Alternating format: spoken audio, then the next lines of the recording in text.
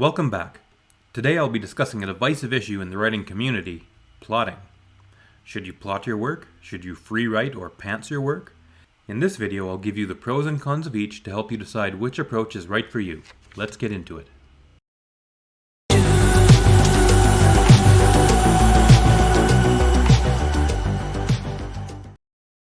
Discussions about plotting and structure can be divisive in the writing community. Some people see plotting and structure as the enemy. Critics say overstructured plots stifle creativity and choke the author's spirit. They point to Hollywood movie mills that churn out mindless, soulless formula fiction each blockbuster season. These stories exemplify nothing of the human spirit and are forgotten once the popcorn's gone. Fair enough.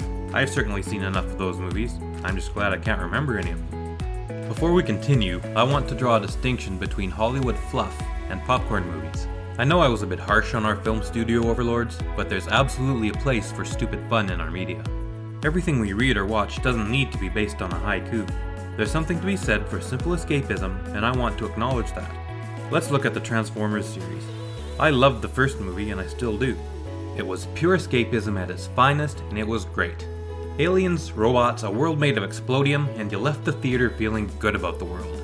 Who could ask for more? If you went to the theater looking for a deep commentary on the condition of the human soul, I'm sorry, but you were barking up the wrong tree. I even enjoyed the second movie. No one asked for it, but it was still fun as a popcorn movie sequel. Then the third movie happened, and then the fourth. I haven't seen Bumblebee, and I don't even remember if I've seen The Last Night.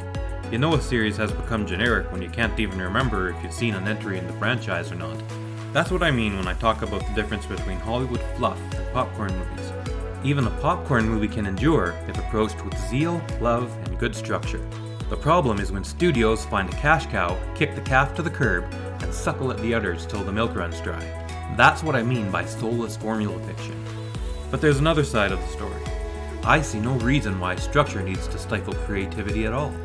Does an application of structure stifle the creativity of architects and builders? Or can you build a house without a frame? As someone who's done some framing, I can answer both questions with a resounding no. You can't build a house or any structure without some underlying framework. Understanding the basic principle of framing doesn't stifle creativity, it unleashes it. Once you understand how to frame a structure so it's structurally sound, you can play with that structure to great effect. You could create a cathedral or a coliseum to inspire hearts and minds for generations. Or you could create soulless little boxes made of ticky-tacky. But this has less to do with your form and more to do with why you're creating in the first place. Your story is no different. Understanding good story structure doesn't stifle your creativity, it unleashes it. A proper application of craft can offer inspiration, guidance, and demolish writer's block. You could write a comedy, tragedy, or a grand opus that gives hope and inspires the young. Or you could churn out another Transformers sequel no one asked for. It all depends whether you want to create something new to inspire humanity, or deuce out content for cash. Even popcorn movies can endure if made with care. Good form can get you there, wherever there is. My bias is clear. I prefer a story to have a good set of bones. But in this article, I don't want to get dogmatic and preach one philosophy over another. I want to expose you to both sides of the argument so you can decide for yourself which approach is best for you.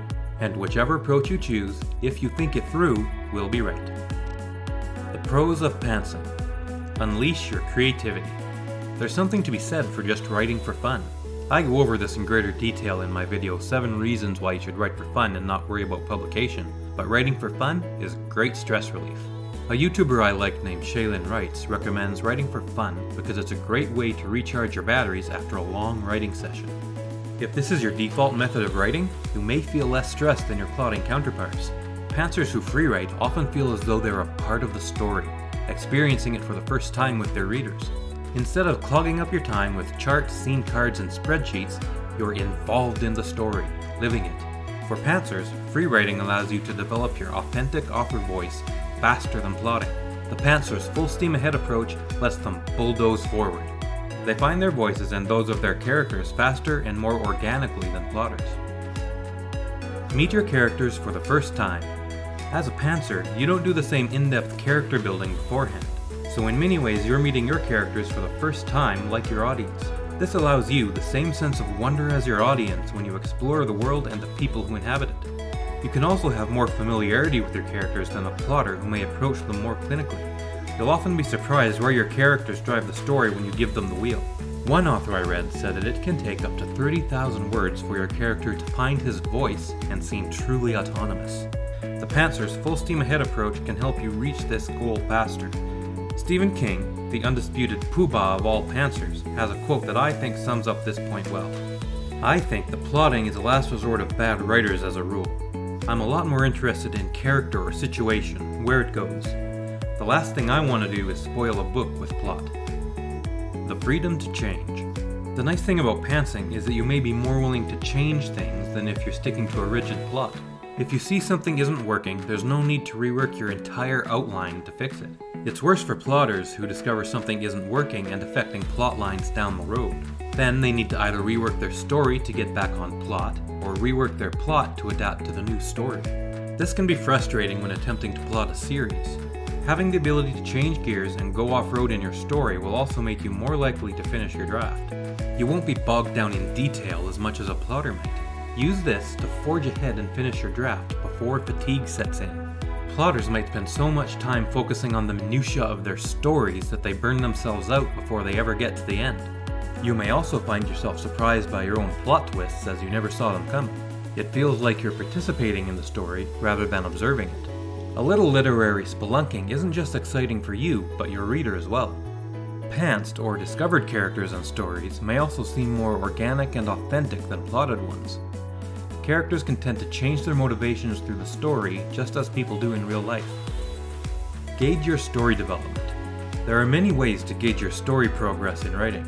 If you gauge your progress by your word or page count per day, pantsing can give you a good metric to measure by. Free writing is a great way to unleash your creativity and maximize the number of words per day you can lay down. Time flies when you're having fun, and so do words. When you set your daily word or page count goals and achieve them, you'll leave each writing session feeling as if you've accomplished something. If your preferred measurement method is to focus on word count, pantsing is a good option for you. There are tools you can use to help. I like Scrivener, link in the description, especially for long-form content like ebooks or research projects.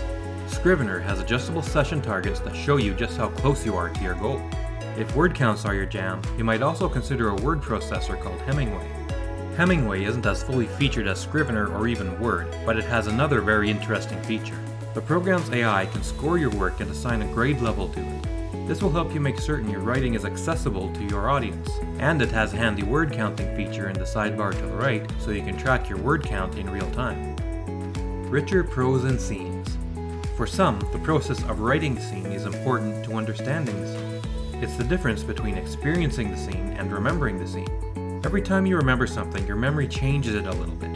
Pantsers claim the same is true for writing. Because they experience the scene instead of remembering the scene, pantsers feel that they can write richer, more engaging scenes than plotters. More confidence. Sometimes pantsers plot because it's what some well-meaning plotter said they had to do. The result is that you try to force yourself to write in a style that's foreign to you. It's like living in Houston and insisting on speaking French while everyone else speaks English. When plotting, some pantsers push themselves with unreasonably high word count goals. The result is that they tend to punish themselves for writing in a style that isn't native to them. If pantsing is your native style, you'll be able to navigate the manic writing process better and feel more comfortable with each writing session. Now let's move on to the cons of pantsing. More frequent writer's block. Many pantsers tend to write themselves into a corner. I've been there. With my manuscript for The Bereaver's Tale, I didn't plot as well as I should have for my style and found myself blocked often. There were points where I knew where my characters were, where I wanted them to be, but I didn't know how to get them from A to B. A little more structure could have helped me find my way out. Higher highs and lower lows. Pantsers can find their progress erratic since their writing is dependent on inspiration and feelings. They often experience a honeymoon period where their creativity flows like water. But when the honeymoon period ends, they can experience a time of blockage when their inspiration dries up. These periods can last for extended seasons and be especially frustrating when working under a looming deadline. You're more likely to encounter plot holes. It's extremely easy to fall headlong into a plot hole when pantsing. Without a guide, it's easy to leave plot strands dangling, have new ones pop in from nowhere, change characters' appearance out of the blue, or even forget characters' names. This happened to me when I tried writing a novel at 16. My protagonist's name changed from Michael to Mitch to Matthew within a space of about 2 chapters and I didn't even notice. You'll have an extensive rewriting process. The trade-off to your burst of unbridled creativity is that you'll need to spend more time in edits afterward. Pants stories tend to be full of rabbit trails, loose ends that go nowhere, and non-essential characters who pop in and out of the story at random. This isn't an insurmountable obstacle, but it's a drawback of the method you should be aware of. If you find yourself in a directionless story with too many meandering dead ends, the solution is to approach the story with a critical eye and do some pruning. See if you can identify a theme in the work, and then trim to suit. If this sounds daunting, it shouldn't. Just remember, books aren't written, they're edited. Before we continue, don't forget to like, subscribe, and ding the bell so YouTube will notify you when I upload new videos. And check the description of this video for resources and links to all of the tools and services I use in my writing and video production. Now, back to the video. Now onto the pros of plotting. Focus and clarity. The writing process for plotters tends to run much more smoothly than pantsers. Plotters know where they're going beforehand, so they tend to finish their manuscripts faster. Since you're doing more work ahead of time, you will also have less work to do afterward. For the plotter, that means fewer edits.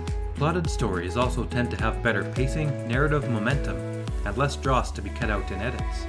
Another benefit is that plotting can help you insert clues and key elements in a series. Pantsers often miss key opportunities to insert foreshadowing moments in their work. By the time they think of a cool foreshadow for book 1, they're already on book 3. Better character focus. Since plotters plan everything beforehand, they often have complete character profiles for their entire cast. This means plotters have every aspect of their characters nailed down, from their physical description, personality types, tastes, and other features. They also tend to be much more individually distinct from the start, since more thought has been put into them beforehand. For the plotter, this can lead to much more authentic, three-dimensional characters. Demolish writer's block. Since we know the beginning from the end, writer's block doesn't hit as hard in the first place. If we do get stuck, we can consult our notes for advice and get back on track. Or we can always trust our favorite plotting device to get us out of the mud. Less revision. If you're using good structure, a good theme, and a comprehensive outline, your edits should be relatively minor. Relatively. There are always edits. Like I said before, books aren't written, they're edited. This is even true of plotted books. A well-plotted manuscript can give you a strong foundation to build your book on when it goes to edits. You can spend your time improving your piece instead of repairing it. It simplifies writing a series. It's much easier to plan a series if you plot. For a pantser, it's incredibly difficult, nigh on impossible, to plant small details and Easter eggs into the early installments of a series. By the time you get this cool foreshadowing idea for book 1, you're already on book 3. A good example of a plotted series would be Harry Potter. Because she's a master plotter, J.K. Rowling was able to plant seemingly insignificant details into book 1 that appeared irrelevant until book 7. Plotting made this possible. A good example of a pants series would be the Myth Adventures books by the late Robert Asprin, link in the description. Rather than having a clear beginning, middle, and end, such as the Potter series, Asprin's books are more of a rolling, episodic series of installments. They're still good, and they can develop a richness of their own as the story evolves over time. But there's no chance of inserting clues in earlier books because you don't know where the story's going. Let's move on to the cons of plotting. Info dumping. When you spend so much of your time developing your own cultures, history, geography, and lore for an entire world, it can be hard not to share. Plotting can help with what Shaylin Writes on YouTube calls information management. This was my mistake in The Bereaver's Tale. I spent so much time explaining the obviously awesome world I had just created that I forgot I had a story to tell. I even invented an entire language for the book. It was called Calderan, and it was mainly used in magic and for communicating with a native people that I called the Patras. I was so proud of it that I had characters deliver entire lines in Calderan, even though the reader had no idea what was being said. That was a mistake I'm going to have to fix in the edits. I think it's important to remember that you still need to create an expansive world. Without that history, the world doesn't have much reason to exist. But you need to understand that your readers will only ever see a sliver of it. Plotting may seem daunting to some authors. Creating a world and plotting your story is a lot of work, and it can be daunting. It can be so daunting that it puts some authors off writing altogether. Now, I happen to like world building, but for those who don't, I think it's important to remember that the work we do now will mean less work in edits later. It can be a lot of work, but I'll show you some strategies later in this series that can save you some time. It can be harder to gauge your progress. Some people find it difficult to gauge their progress while plotting. To those who don't enjoy world building, plotting can seem like a thankless job, especially once you consider that most of the world you create is going to be in the background and never seen by your reader. Writing isn't the same as plotting, and it can seem like you're spinning your wheels when you've spent weeks or even months plotting and haven't written a single word of a chapter yet. You can lose your focus. Despite your best efforts, maybe your story gets away from you. Your characters may develop a mind of their own and go rogue. As a plotter, you have a few options. One option is to go back where things got away from you and do a rewrite. It's annoying, but you can do it if you're not too far along. Another is to rewrite your outline so it suits your new timeline. Again, annoying, but you can do it. Or you could just run with it. Just see where it goes in a free writing session. If it doesn't go anywhere, scrap it and try again. This leads me to my next advice. Make another piece out of it. If it's good enough, try making another article, short story, or book about it later. Derivative plots. When you rely too heavily on structure, your novels can seem less like stories and more like scenes checked off a list. They may lack spontaneity in life. Your story may be technically good, but overly mechanical and cold. And if it's too structured, you may spoil your ending. Nowadays, people have seen the same story so often that without a pinch of originality, they may see that surprise ending you're so proud of a mile away. It can also lead to your character's victory seeming manufactured and convenient instead of hard-won. Okay, let's sum things up. The pros of pantsing are unleashing your creativity, meeting your characters for the first time, the freedom to change your story, you can more easily gauge your story development, create richer prose and scenes, and have more confidence. The cons of pantsing are more frequent writer's block, higher highs and lower lows, you'll be more likely to encounter plot holes, and you'll have an extensive rewriting process. The pros of plotting are increased focus and clarity, better character focus, demolish writer's block, you'll have less revision, and it simplifies writing a series. The cons of plotting are info dumping. The work of plotting may seem daunting to some writers. It can be hard to gauge your progress while writing. You can lose your focus, and it can lead to derivative plots. There's no right or wrong way to write. Just write. There are no hard and fast rules here. Or if there is one, it would only be the only way not to write is not to write. There's nothing wrong with being a plotter or a pantser. We have many successful examples of each. On the pantser side, we have the likes of Stephen King and C.S. Lewis. On the plotter side, we have J.K. Rowling and J.R.R. Tolkien. Plotting and pantsing are part of a spectrum, not opposite ends of a minefield. I know people on the fringes can get a little shrill, but don't let them tell you any different. Your job at this point should be to understand the costs and benefits of both sides and decide where you want to be. You can study as much as you want, but at the end of the day it comes down to your taste as much as anything else. Whatever you choose, find ways to double down on the benefits of the style and mitigate the costs. Let me give you a yardstick to get you started in your pondering. If you've read this far and realized, I love world building and I want the kind of structure a good plot will give me, congratulations, you might be a plotter. If you've read this far and realized, I bet I could write a really funny story about cake this afternoon, then you may be a pantser. What, that's not enough? Okay, I prepared a few resources for you. I'll list them here, and you can find them in the description of this video. Will Soulsby McCreath at nanoremo.org has some tips to help you decide if you're a plotter or a pantser. Diane Callahan, one of my subs on YouTube, has a great video on the plotting spectrum and breaks the spectrum into 5 different types of authors. According to editor Ellen Brock, there are 4 different categories of writers who occupy 4 quadrants instead of a spectrum. I hope that helps. In my next video in the series, I'll be going over the basics of composition, talking about the 3-act structure and some of its alternatives. See you then. Good writing, and Calamus Gladio Fortior.